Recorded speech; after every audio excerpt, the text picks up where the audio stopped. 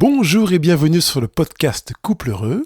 Je m'appelle Pascal Kionkion et je vais partager avec vous toutes les clés pour être heureux à deux.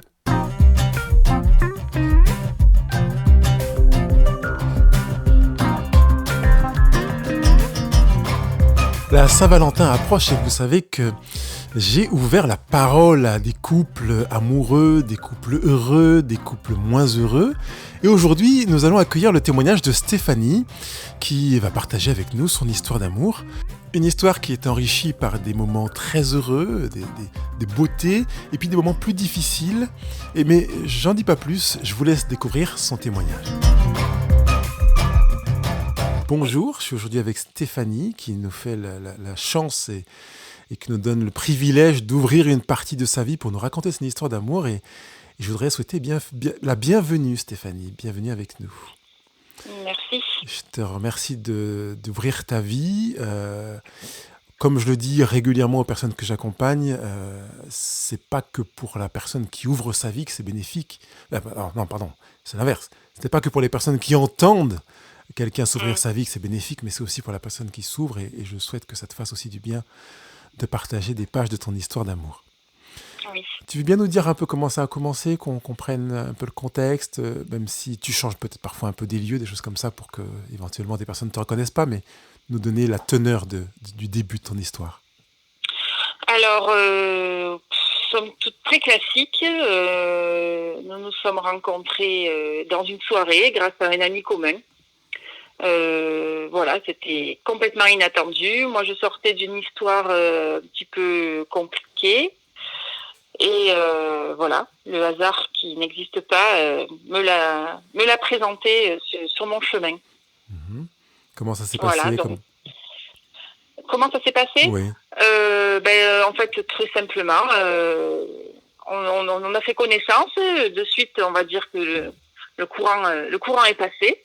L'œil a été accroché et puis d'une petite soirée toute simple, en fait. Après, je l'ai invité à une autre soirée pour mon anniversaire. Et là, voilà, c'est là que nous nous sommes embrassés. D'accord. Pour la première fois. Le premier baiser. D'accord. Le premier baiser. Et comment très beau, d'ailleurs. Ah oui, très beau.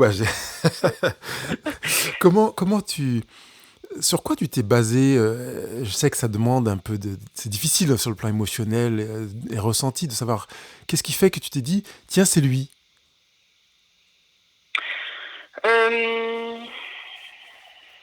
Déjà, très, très... physique, déjà. Ouais. Il était grand, rassurant, un physique rassurant et qui correspondait, je pense, à des attentes peut-être inconscientes. Ouais. Et après, voilà, une douceur, une façon de parler, de me faire rire, voilà, qui était... il n'y avait rien à jeter, quoi, voilà. Donc, du coup, c'est vrai que pour moi, c'était presque... Ouais, c'était évident qu'il me plaisait et que c'était lui, quoi. D'accord. À ce moment-là. Entre la première soirée de rencontre et cette soirée à laquelle tu l'invites, il y a combien de temps avant le premier baiser? Une dizaine de jours. D'accord. Et entre-temps, vous avez pris le temps de vous rencontrer, d'apprendre à plus vous connaître? Non, pas du tout. Rien du tout. Pas du tout. Donc, non, pas on du est tout. vraiment sur le cas où tu as eu l'impression qu'il y avait une énergie et en plus du physique qui t'a plu, que c'était bon. Oui. D'accord. Oui, c'est ça. Et ensuite, comment ça s'est déroulé? J'avais tout misé sur mon anniversaire, en fait, de ma soirée d'anniversaire. Je me suis dit, s'il vient, c'est que lui aussi, il y a un retour. S'il vient pas, c'est que, voilà, c'était pas réciproque, quoi. Ah, c'était le test? Ouais, un petit peu. D'accord. Un petit peu, oui. D'accord. Et après, comment ça s'est déroulé? Ensuite, dans le premier baiser, après c'est lui qui m'a invité à manger, qui m'a invité au resto. On se voyait. Moi j'avais un appartement, donc on se voyait dans mon appartement. Et puis après, on s'est plus quittés en fait. On était tout le temps ensemble. D'accord. Et comment tu expliques que le lien soit renforcé? Parce que quand vous êtes rencontrés, les différentes fois dans ton appartement ou ailleurs, au resto, oui. Comment vous avez renforcé ce lien qui est devenu un sentiment amoureux vers vraiment de l'amour? Euh, ben je saurais pas exactement te dire. C'était vraiment, on s'est attachés l'un à l'autre très vite en fait, très très vite par ce qu'on s'est raconté, nos histoires, ce qu'on recherchait ou ce qu'on aimait. Vraiment, ça a été une symbiose euh, directe quoi. Ouais, naturel. Parce qu'en fait, Ouais, dans ma naturelle. question, il y a comment tu sais que tu es amoureuse, en fait? Comment tu sais que tu es amoureuse? Oh là là. Alors, moi, je parlerai d'attachement quand même. Comment tu sais que tu es amoureuse? Oh là là, c'est compliqué ça. Je sais. Euh, c'est, je pense que c'est la force qu'on met dans l'autre en fait. On va dire peut-être que c'est la dépendance ou je sais pas affective, mais c'est en tout cas moi avec lui ça a été le besoin de l'avoir dans ma vie quoi. D'accord. Donc, Le be... vas-y, oui. je t'en prie. Ouais, le besoin de ouais de sa présence, de son retour, le fait d'être sécurisé par lui quoi. D'accord. Mm. Si je dis que tu t'es rendu compte, en entendant ce que tu as dit, hein, que tu étais amoureuse quand tu avais envie d'investir en lui, est-ce que ça Mm. colle à ce que tu as voulu dire? Oui, oui, oui. Ouais, d'accord. Et dans l'autre sens, comment tu t'es rendu compte que lui était amoureux? Mais pas la même chose en fait. Le fait qu'il avait envie de passer du temps avec moi, qu'il me voyait, qu'il m'encensait, j'exagère, mais il me renvoyait une image belle en fait D'accord. de moi, de ma personne. Euh, le fait qu'il ait envie, voilà, d'être avec moi, de partager des choses, de partager son histoire, D'accord. d'être dans l'intimité de ses sentiments et de sa vie, quoi. Mhm. Donc là, tu t'es dit, ça y est, il est amoureux aussi, parce qu'il me renvoie une image de moi qui est plus belle que la réalité ou qui correspond à l'image que tu avais de toi-même? Ah non, qui correspondait pas du tout à mon image. Donc elle était plus C'est belle. à ce que j'avais, à ce que je pensais, en tout cas. D'accord. Donc il voyait en toi quelqu'un de plus belle, il te permettait de découvrir des aspects de toi que tu n'avais pas Oui, vus sous cet angle ou avec autant d'ampleur. oui, oui, D'accord. oui, oui, tout à fait. D'accord. Et ensuite, est-ce qu'on peut avoir la suite de votre construction amoureuse? Alors ensuite, il y a eu, au bout de 4-5 mois, au tout début, moi j'ai eu un peu des doutes. C'était vraiment ma première vraiment grande histoire, vraiment forte, où je vivais avec quelqu'un, parce que très rapidement, il est venu vivre dans mon appartement Ouais. avec moi, donc on vivait ensemble. Et c'est vrai que du coup, moi qui suis fille unique, qui n'avais jamais partagé trop d'espace, c'est au bout de 4-5 mois, j'ai eu un peu, pas des doutes, mais voilà, je me suis dit, oula, oula, ouais, ça va vite. Donc j'ai fait une petite pause où je lui ai dit que je perdais un peu pied. Et ça a duré une semaine. Et au bout d'une semaine, je l'ai rappelé en lui disant qu'il me manquait et que c'est bon, j'avais compris que voilà que j'avais envie de continuer. D'accord. Il a bien pris cette demande de pause? Non, pas très bien. Non, pas très bien parce que du coup, lui, voilà, ça mettait en doute mes sentiments, notre histoire et que pour lui, il n'y avait pas de doute à ce moment-là, quoi. Ouais. Donc voilà, donc ça a été un peu compliqué. Et puis bon, voilà, au bout de, je sais pas, une semaine, 10 jours, pas 10 jours, je pensais une semaine. Voilà, on s'est recontacté et puis on est reparti ce coup-ci pour du long. Pour du long. Et qu'est-ce qui s'est passé dans ce nouveau départ pour du long alors? Ah ben alors après, on a investi donc un nouvel appartement commun ensemble, donc un lieu pour nous. Et puis l'année qui a suivi, ça a été ça a été voilà, on s'est fiancés. Et puis on a acheté une maison ensemble. Et puis voilà, après forcément c'était parti, voilà, c'était des choix communs pour construire à deux. Ouais. Tu avais un sentiment de fluidité dans cette construction à deux? Oui, oui, oui, tout à fait.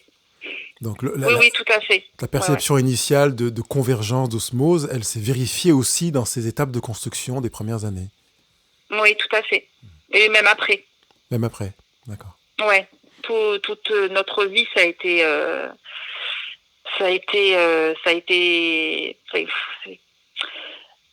plus tard, plus tard, j'apprendrai, je saurai que voilà, c'était plus compliqué que ça, Ouais. mais à ce moment-là, oui, pour moi, c'était une osmose. Ouais. Cette impression d'être sur la même longueur d'onde. T'avais l'impression que c'était facile, en Oui. fait, l'amour à deux? Ah oui.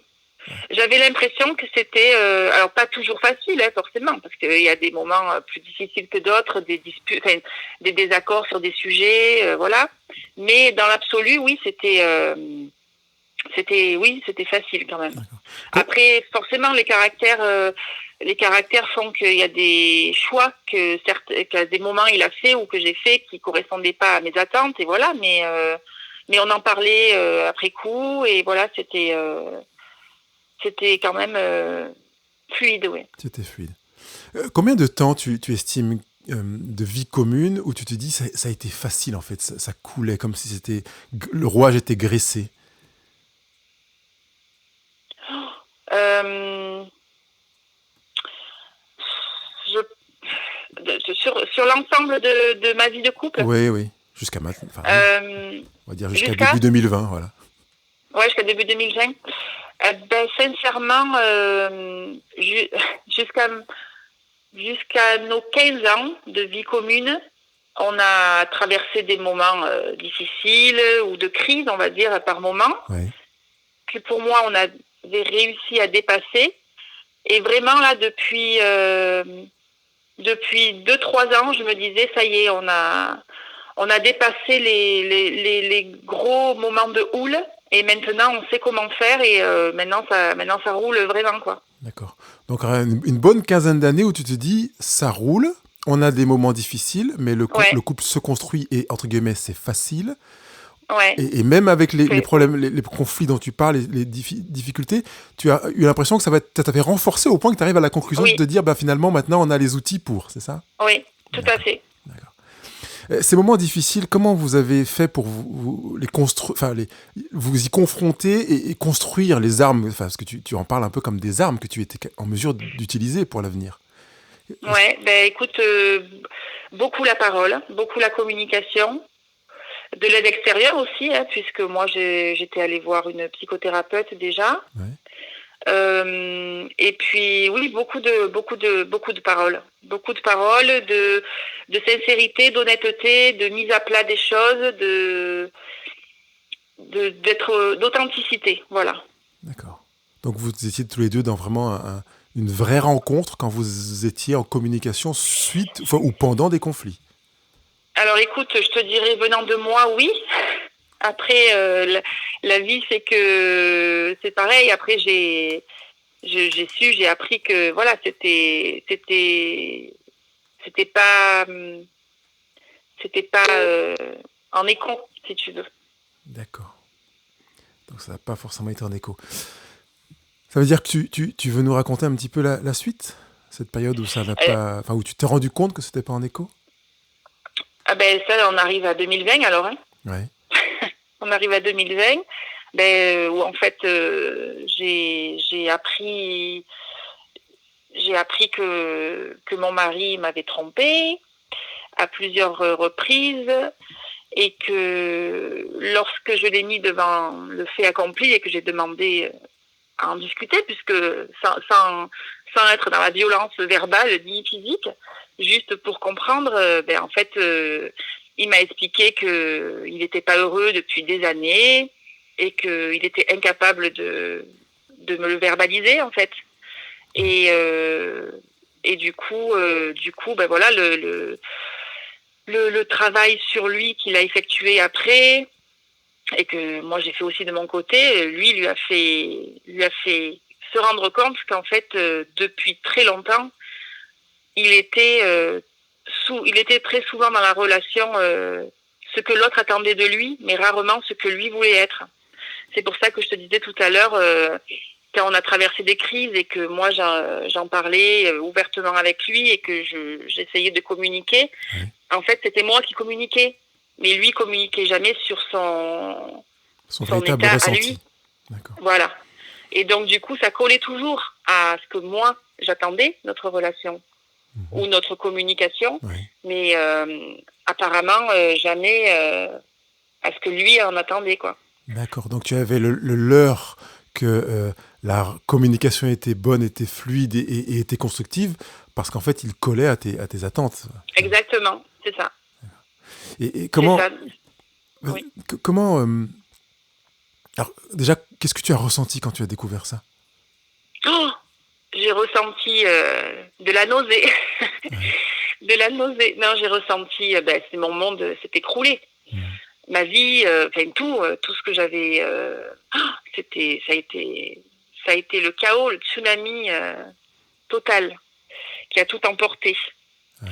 Et donc, qu'est-ce que j'ai ressenti? Le chaos, c'était vraiment ça. Et lui?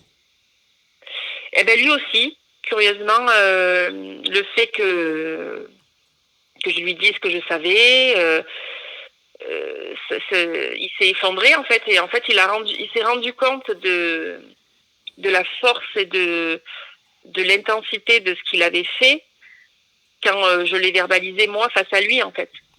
D'accord. Parce qu'en fait pour lui, vu que c'était secret, c'est textuellement ce qu'il m'a dit, comme c'était secret, ça n'existait pas. Ah, c'était une forme de déni, tant que c'était pas verbalisé, que tu n'étais pas informé. Ouais, ça n'existait pas, et pour lui, il n'y investissait aucun affect. L'amour, la vie, c'était avec moi. Ouais. Le pulsionnel et le sexuel, cette espèce d'addiction qu'il avait,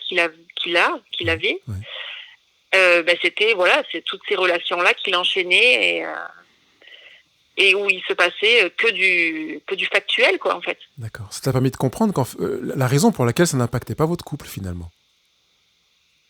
Alors, ça n'impactait pas notre couple. Je sais pas comment dans sa tête ça a été configuré, en fait. Ouais. Tu vois ? Il y a une forme de double vie, c'est-à-dire qu'il y a une relation, une vie amoureuse avec toi, parce qu'il n'y a rien qui te permettait de te dire il ne m'aime pas, il ne m'aime plus, il ne veut plus investir. Ah oui, pas du tout. Et une relation sexuelle à l'extérieur. Voilà. Ouais, c'est ça. Donc, c'est dans ce sens-là. C'était comme je sais pas comment dire ça. En fait, moi, lui, il m'a dit textuellement que pour lui, notre vie sexuelle était trop décousue. Ouais. Et que du coup, il avait besoin de vivre ça pour se sentir aimé. Et que de ce fait, le fait que chez nous, ce soit décousu par nos vies de dingue, parce que c'est vrai qu'après, quand on a du recul et qu'on regarde objectivement comment s'est passée notre vie, c'est vrai que les torts ne sont pas tous sur lui, attention. C'est loin de là même. Mais du coup, c'est vrai que voilà, c'est ce besoin à lui, cette recherche que lui avait à travers le sexe, d'une manière générale, de se sentir désiré et aimé, que je ne lui donnais pas. Il a eu besoin de le vivre ailleurs. Mais à côté de ça, l'amour, la vie de famille, c'était avec moi. Ouais. Et bien qu'on avait une vie sexuelle, mais pas assez construite pour lui. Et est-ce que tu as souvenir qu'il t'ait exprimé davantage de désirs, de besoins, de fantasmes, d'aspirations sexuelles? De désirs sexuels, oui. Oui. Oui, ça depuis très longtemps d'ailleurs, depuis très très longtemps même. Ouais. Mais c'est vrai que c'est une partie de moi que j'ai pas laissé s'ouvrir en fait. Ouais. Et dont j'ai conscience aujourd'hui, mais qui dans ma vie de femme jusqu'à ce début d'année 2020, je l'ai pas laissé s'éclore, s'épanouir. Voilà. D'accord. En fait, ce qui s'est passé avec ton mari a fait que tu as pris conscience de ce que tu es en train d'exprimer maintenant? Oui. D'accord. Oui, tout à fait. Tout à fait, ouais. Donc avant, en fait, le fait de me retrouver seule, coupée de ma vie de famille ou simplement de mon mari, ça m'a fait me rendre compte en fait que j'avais beaucoup de pensées limitantes. Oui. Sur ce que je devais être en tant que femme, en tant que mère, par rapport à moi-même. C'est une pseudo-perfection, tu vois, une pseudo-liste de choses à être, à ne pas être, à faire, à ne pas faire. Oui. pour correspondre à moi, à une image de moi, en fait, que je pense je m'étais donnée, D'accord. mais qui, en fait, me donnait beaucoup de choses limitantes. Tu veux bien en partager une avec nous de pensées limitantes? Ah ben justement la sexualité, rien que ça en fait, de pas laisser libre accès à mon désir, à mon désir, à mes envies, de me limiter dans ma sexualité. D'accord. Et tu avais pas du tout le sentiment de mettre un frein, de te limiter, en fait. Tu étais vraiment dans une autre sphère, finalement. Oui, en fait, j'étais prise dans ma vie à 100 à l'heure, dans ma charge mentale de femme, et ça me coupait, en fait, cette porte-là, en fait. Ça me donnait pas accès à cette porte-là. D'accord. Et comment tu ressens les choses maintenant que tu te prends conscience de dire j'aurais peut-être pu travailler autrement, m'investir autrement. J'ai entendu des petits signaux, mais j'ai pas porté véritablement attention. Comment tu vois ça maintenant? En fait, j'étais dans une pensée de me dire, la vie de couple, c'est ça.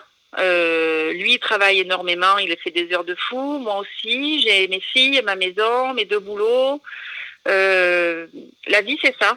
De me dire, la vie normale de tout couple, c'est ça.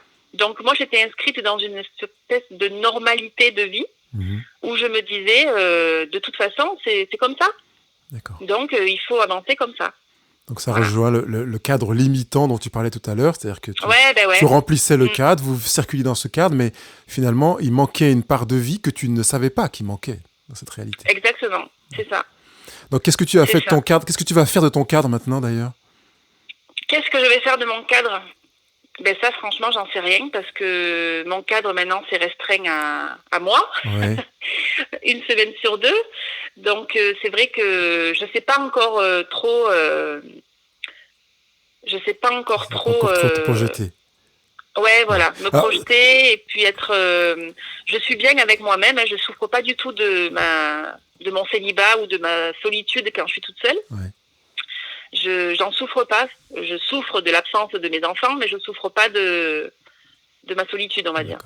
Si je reprends l'image du cadre, j'utilise assez régulièrement quand j'accompagne quelqu'un, c'est qu'on a trop tendance parfois à penser qu'on a tel cadre et qu'on doit s'y tenir. Et en fait, un artiste fonctionne complètement à l'envers. C'est-à-dire qu'il va créer son œuvre et il va mettre le cadre ensuite. Et je pense qu'on y gagne à regarder la vie avec cette réalité où on va créer quelque chose et on va mettre le cadre ensuite. Et en plus, le gros avantage d'un cadre, comme ça m'est déjà arrivé sur certaines toiles, c'est que je les ramène à l'encadreur en lui disant est-ce que vous pouvez me refaire un nouvel encadrement? Il va me changer la marquise, et du coup, le cadre peut prendre une plus grande dimension ou une couleur différente. Et c'est comme cela qu'en envisageant la vie avec cette réalité de vie vraiment vivante, où on n'a pas de cadre à remplir, eh bien, on va la rendre belle et différente d'un mois sur l'autre, d'une année sur l'autre, d'une décennie sur l'autre. Et je t'invite à t'approprier cette image-là où tu vas pouvoir finalement faire que ton cadre de maintenant, qui est celui qu'il est, sera différent dans 6 mois, dans 3 ans, dans 5 ans et dans 20 ans. Oui. Ouais. Puis après, il y a la prise de conscience aussi de son histoire à soi, parce que je fais un travail sur moi aussi, et du coup j'ai pu comprendre aussi que j'avais investi des choses de mon enfance ou de mes besoins à moi dans mon couple, et qui du coup n'appartenaient pas à mon couple, m'appartenaient à moi. Mais est-ce que c'est évitable, ça? Est-ce que c'est évitable? Disons que je pense que quand on prend conscience par exemple, moi, j'ai voulu investir ma famille de façon idéale parce que enfant, j'ai pas eu cette famille idéale. Ça m'a beaucoup manqué et du coup, j'ai voulu offrir ça à mes enfants. Donc, du coup, j'ai tout fait pour que, quitte à m'oublier moi, du coup. J'ai tout fait pour pouvoir créer ça. Bon, à la sortie, tu vois où ça m'a mené. Mais du coup, je pense que voilà, désormais, sachant que cet idéal n'existe pas, puisque de toute façon, c'est pas ça qu'il faut rechercher. Ouais. Donc déjà, je partirai pas sur la même démarche. D'accord. Et qu'est-ce que tu rechercherais finalement? Je rechercherais mon bien-être à moi en priorité. C'est très égoïste, mais je pense que pour rendre heureux mes enfants, voilà, en priorité, il faut que moi je sois heureuse et bien. Mmh. Donc, ce que je rechercherais, voilà, c'est déjà de m'épanouir et de me ressentir heureuse, en fait. Voilà, de me ressentir heureuse. D'accord. Et tu es dans cette démarche actuellement déjà? Actuellement? Ouais. Actuellement, j'ai plus trop accès au bonheur. C'est-à-dire que c'est un sentiment et une émotion que je ne ressens plus. Mmh. Tu penses... La joie, je dirais oui, la joie et le bonheur. Et qu'est-ce qui pourrait faire que ça se redéclenche? Eh ben ça, je sais pas. Ouais. Sincèrement, je sais pas. Je sais pas si c'est. J'ai pas envie de le ressentir en me disant quand j'aurai rencontré quelqu'un. J'ai envie de le ressentir en étant avec moi-même. Ouais. C'est-à-dire que j'ai envie de ressentir ces sentiments-là en étant seule. Et je me dis que c'est à ce moment-là que je saurai que je peux être avec quelqu'un. Ouais. Je pense que c'est une démarche qui est pleine de maturité. Oui, alors après c'est peut-être un idéal. Je ne sais pas si c'est faisable, mais en tout cas, j'espère vraiment. En fait, cette démarche est pleine de maturité selon moi parce qu'elle te place en créatrice de ton bonheur et que le futur compagnon que tu auras ou conjoint sera un bénéficiaire de ton bonheur existant indépendamment de lui. Oui, plutôt que de le prendre comme le prince charmant qui descend de son donjon avec son cheval et qui vient te délivrer de ton malheur pour t'installer dans un bonheur, et que s'il part au bout de X temps parce que je ne sais pas quoi, qu'il décède ou qu'il a une maladie grave, que tu te retrouves forcément installé dans un malheur lié à une croyance que tu as construite que ton bonheur dépend de quelqu'un d'autre ou d'un événement. C'est ça. Donc je pense qu'effectivement c'est une démarche mature et je trouve génial que tu en sois là. Même si pour l'instant tu es dans un non-bonheur, on va dire. Je sais parce que le non-bonheur n'existe pas vu que la négation est détestée par notre cerveau. Bref, il n'aime que le positif. Cela dit, peut-être que pour te donner, allez, on ne serait-ce qu'une piste, plus tu te rapprocheras de toi, de qui tu es, de tes besoins, et plus tu vas te rapprocher de ton bonheur. Tu penses pas? Oui, c'est vrai. Et c'est vrai que du coup, je me suis perdue à croire que c'était les autres qui allaient me rendre heureuse. Du coup, je me suis oubliée, perdue. Il y a des parties de moi peut-être que je ne connais pas. Et qui fait que oui, effectivement, c'est ma démarche en tout cas. Ouais. C'est d'arriver à savoir ce qui m'anime, ce qui me rend heureuse pour pouvoir le ressentir grandement et que grâce à moi. Ouais. Et surtout ne pas être dépendante de quelqu'un. De nouveau, parce que je pense que ce qui en ressort de mon mariage, ça a été ça. Ça a été d'investir tellement l'autre qu'une fois qu'il est parti, le monde s'écroule, quoi. Ouais, c'est ça. Donc plus de 15 ans de mariage, un peu plus, combien d'années? 21 ans. 21 ans de vie commune, on va dire. 21 ans de vie commune. Et cette capacité à prendre conscience aujourd'hui que à travers ces 21 ans maintenant qui se sont terminés, tu es dans une démarche où tu as besoin de créer ton bonheur pour toi, à partir de qui tu es, sans dépendre de quelqu'un d'autre.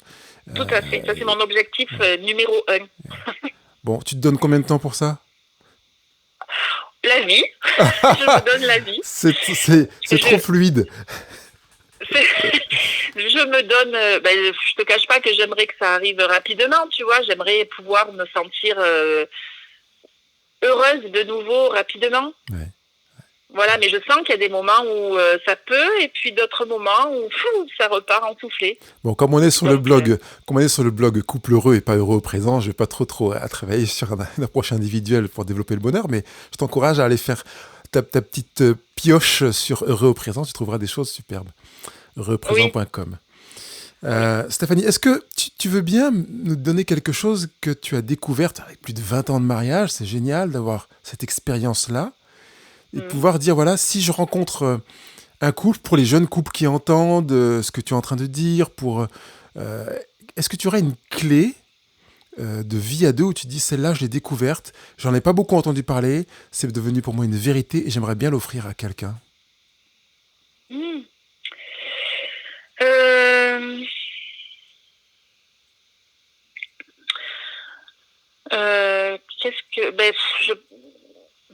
Avec le recul, je pense que ce qui est vraiment important dans un couple, c'est de vivre des moments ensemble, bien sûr, de s'octroyer des moments. Alors bien sûr, quand il y a des enfants, parce que quand on est deux, c'est plus facile, mais de s'octroyer des moments à deux, construire son couple, vraiment son couple, mais aussi savoir se privilégier soi et savoir se rendre heureux soi. Ouais. Voilà, je pense que vraiment ça c'est une clé. Je pense que c'est vraiment une clé. Une clé en or. Parce que une clé en or et avec le recul et en sachant mon histoire et celle de mon ex-mari, du coup c'est vrai que voilà, je pense que c'est ce qui nous a perdus aussi. C'est que lui a pas su se privilégier aussi et communiquer et dire les choses qui étaient importantes pour lui. D'accord, donc pour toi, se privilégier, c'était être à l'écoute vraiment de ce qu'il ressentait, de ce qu'il vivait pour s'ouvrir et te le dire, par exemple, en partie. Oui, okay. Ouais. D'accord. Ouais. Chose à laquelle il n'avait pas accès, donc c'était pas possible. Est-ce que tu veux partager une dernière chose avec nous ? Écoute, je sais pas. Oui, non, ça va. Écoute Stéphanie, je te remercie beaucoup. Merci d'avoir ouvert ton cœur. Merci pour l'enrichissement aussi de cette ouverture, parce que c'est pour moi un ensemble de clés, comme j'aime beaucoup utiliser ce terme-là, qui j'espère vont pouvoir permettre à des couples, qu'ils soient ensemble, qu'ils soient en période difficile, qu'ils soient en période de bonheur, de les utiliser pour continuer à créer leur bonheur et vivre un couple heureux. J'espère que ça pourra servir, oui, effectivement. Et merci pour l'attention. Écoute, je t'en prie. Moi, je te souhaite vraiment de créer ton bonheur, et pas que sur toute une vie, mais de te donner une petite deadline là, pour commencer à te dire, voilà, dans 6 mois, dans 1 an, dans 18 mois, dans 2 ans, je veux en être là, parce que c'est plus facile d'arriver à un endroit quand on sait exactement où on va et quand est-ce qu'on va y arriver à peu près. Et puis, de redevenir un couple heureux un jour. Oui, alors ça, j'espère vraiment. J'espère vraiment que ça m'arrivera. Bon, écoute, je te l'espère aussi, je te le souhaite. Et je te souhaite une belle journée. Je te dis à bientôt. Merci. Au revoir, à bientôt. Stéphanie. Au revoir. Je vous remercie d'avoir pris le temps d'écouter cette émission. Elle vous a fait du bien ? Alors allez sur iTunes ou Google Podcast et donnez votre avis en mettant 5 étoiles. Ce sera vraiment sympa de votre part. Si vous voulez partager ce podcast, c'est facile. Une fois dans votre application podcast, choisissez le pictogramme partager et envoyez le lien à vos amis.